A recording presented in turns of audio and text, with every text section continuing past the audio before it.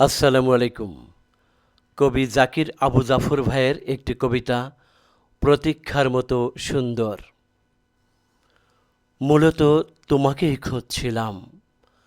খুঁজছিলাম সাধারণের সীমা ছেড়ে একটু এগিয়ে। আমি আমার বুকের বাম পাজরে ফিরে দেখছিলাম, তুমি আমার কাঙ্ক্ষিত সুন্দরের পরিণীতা। জানো, ফুলকে ফুল বলতে আমার কেন জানি দারুণ লজ্জা হতো। লজ্জাবতীর মতো জোড়া লেগে যেত চোখের পাতা। টেনে টুনে জোড়া পাতা খানিকটা আলগা করে দিলেও দৃষ্টিরা বেশিক্ষণ অপলক হতে পারেনি।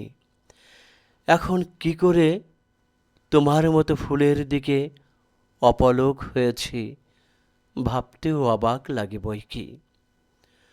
অনেক অপেক্ষার শেষেই কিনা তোমার সাথে দেখা।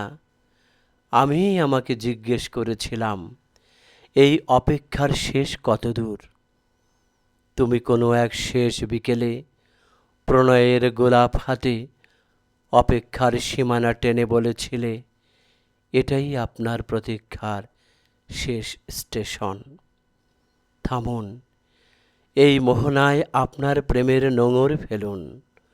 ওই দেখুন, সকাল নিজেকে বিছিয়ে দিয়েছে ঘাসের গালিচায়। আমি আগাগোড়া গিলে নিয়েছি এ সম্ভাষণ। আমি আগাগোড়া গিলে নিয়েছি এ সম্ভাষণ। আমি আমাকে শুইয়ে দিয়েছি ঘাসের গালিচায়। এখন আমার আকাশ জুড়ে তোমার ছায়া। তোমার শীতল প্রস্রবণ আমাকে সুখের আমেজে তরতাজা করে তুলেছে। আমি এখন কুয়াশা ভেজা রক্ত গোলাপের মতো আনন্দে কাঁপছি।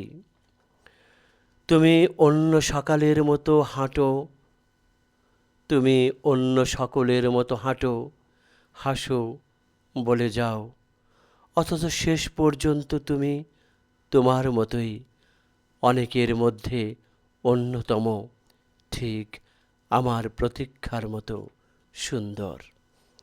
আমি আসলে কবিতা রিহার্সেল দেই না, ডাইরেক্ট পড়ে যাই, যার কারণে দুই জায়গায় বেঁধে গিয়েছে, সেজন্য সবাই ক্ষমা করবেন। আমি কবিতা আবৃত্তি করতে পারি না, পাঠ করেছি।